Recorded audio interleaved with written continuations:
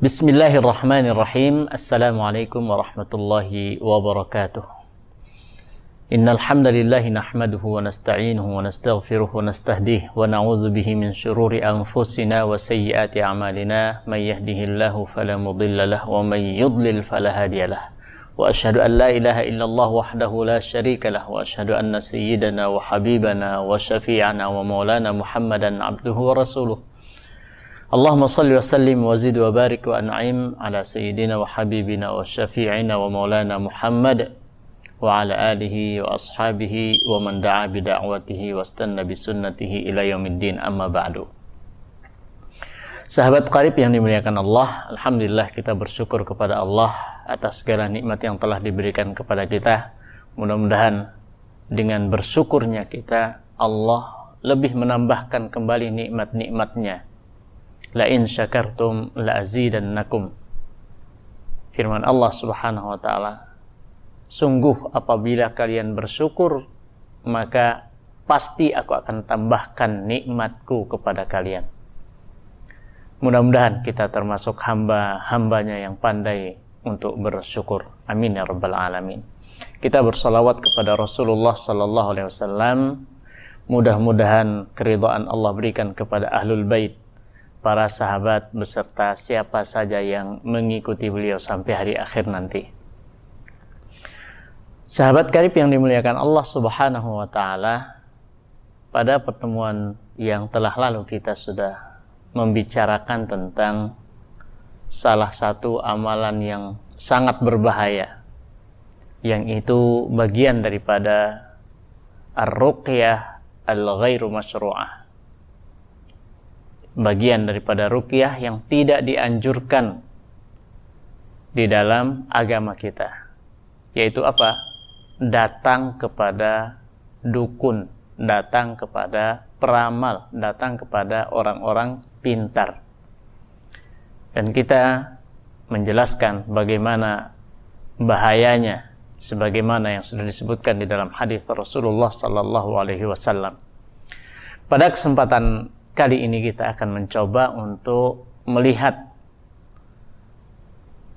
macam-macam daripada ruqyah syirkiyah yang lainnya, atau ruqyah yang ghairu syar'iyyah, yang tidak sesuai dengan syariat Islam, yang itu ada unsur kesyirikan di dalamnya. Sahabat karib yang dimuliakan Allah Subhanahu wa taala, kalau kita melihat di masyarakat kita sekarang sudah mungkin alhamdulillah kita bersyukur, di satu sisi banyak nilai-nilai positif yang bisa kita ambil, bahwa masyarakat kita itu lambat laun sudah mulai meninggalkan hal-hal yang berkaitan dengan kesyirikan, ya, dengan menjauhi ya orang-orang pintar, dukun ataupun para peramal. Kita mungkin ya tidak banyak lagi melihat orang-orang itu datang ke kuburan untuk minta sesuatu, untuk bertapa, untuk mengambil atau ngambil berkah daripada sesuatu tempat. Namun sekarang dengan perkembangan zaman, orang-orang pintar, dukun-dukun itu terkadang tidak menggunakan istilah dukunnya lagi, tidak menggunakan istilah peramal lagi, berusaha untuk menyembunyikan hal-hal yang ada unsur kesyirikannya itu dengan nama atau dengan istilah-istilah yang lebih lembut lagi. Dibuatlah suatu pelang, datanglah ke Haji Fulan, insya Allah akan bisa mengobati segala macam penyakit dengan membawa ini, membawa itu, dan seterusnya. Ini adalah sesuatu yang perlu untuk kita berhati-hati di dalam hal tersebut. Karena apa? Boleh jadi itu bagian daripada ruqyah ghairu masyru'ah. Dia bagian daripada ruqyah yang tidak ada anjurannya dari Rasulullah sallallahu alaihi wasallam. Bahkan boleh jadi ada orang-orang pintar yang dulunya menggunakan istilah-istilah yang lain Ya, sekarang sudah menggunakan istilah ruqyah. Ini yang harus kita perlu untuk berhati-hati. Nah, bagaimana ciri-cirinya? Yang pada kesempatan ini mungkin kita akan mencoba untuk membedah beberapa hal. Pertama, apabila ada seseorang yang mengobati, ya, dia mengobati orang lain, sembari dia mengatakan, oh saya bisa melihat jin, saya bisa mengetahui nasibmu, ya, saya akan bisa mengetahui nasibmu nanti di kemudian hari. Maka ini perlu hati-hati. Ketika seseorang mengeluarkan jin dengan menggunakan media jin, maka perlu untuk kita perhatikan, ya, perlu untuk kita berhati-hati, jangan sampai itu terjadi. Karena disitulah akan ada unsur kesyirikannya. Sebagaimana yang difirmankan oleh Allah Subhanahu wa taala di dalam surat Al-Jin, A'udzu billahi minasyaitonir rajim. Bismillahirrahmanirrahim. Wa annahu kana rijalun minal insi ya'udzuna birijalin minal jin fazaduhum rahaqa. Bahwasanya ada segolongan daripada manusia yang dia itu berlindung, meminta perlindungan, dia meminta bantuan kepada golongan jin, dia berkolaborasi dengan jin, fazaduhum rahaqa, maka yang ditambahkan itu hanyalah rasa takut.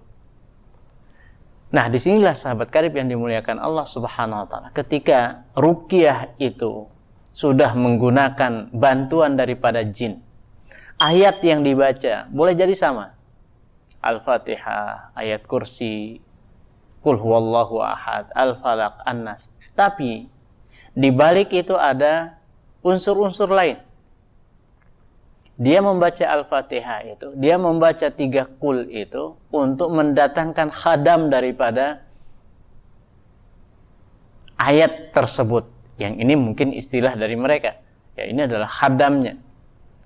Maka ini adalah bisa dipastikan bahwa itu adalah jin yang bermain.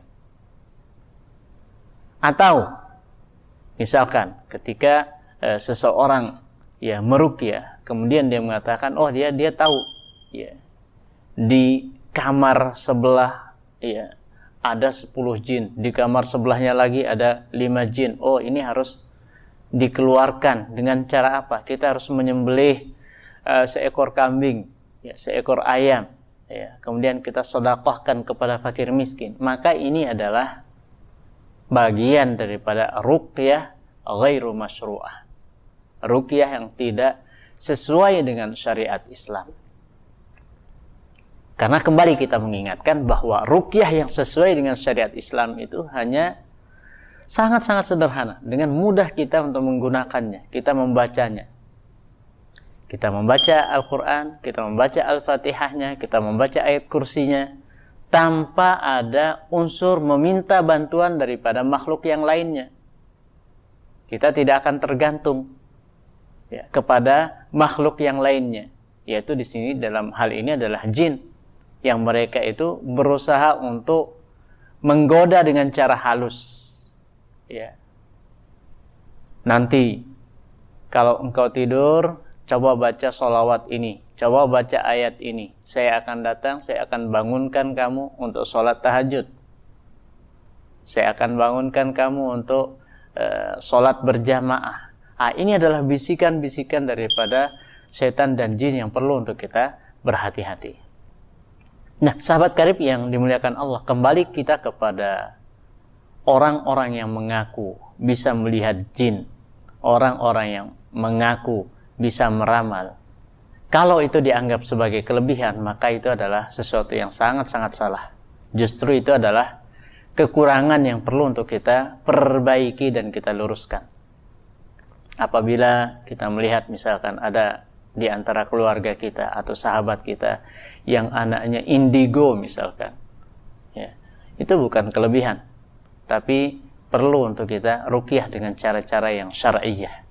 Jangan justru ditanya macam-macam, ya, ditanya ramal nasib ini, nasib itu, karena disitulah permainan daripada jin yang kita harus berlindung kepada Allah. Mudah-mudahan kita terhindar daripada godaan dan tipuan daripada jin dan setan itu.